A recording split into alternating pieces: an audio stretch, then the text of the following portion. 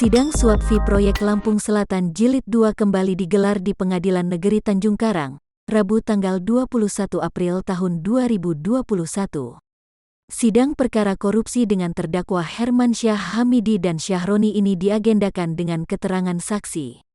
Adapun saksi yang dihadirkan oleh Jaksa Penuntut Umum KPK sebanyak 4 orang.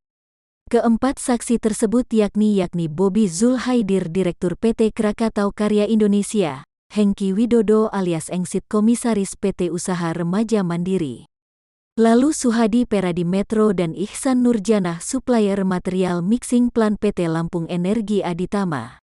Perlu diketahui Bobi Zulhaidir sendiri merupakan orang kepercayaan Zainuddin Hasan mantan Bupati Lampung Selatan. Bobi menjalankan sejumlah perusahaan milik Zainuddin Hasan selama menjabat menjadi Bupati Lampung Selatan. Sementara Hengki Widodo alias Engsit merupakan komisaris PT URM yang tengah tersandung perkara dugaan korupsi Jalan Irsutami dan tengah disidik oleh Polda Lampung.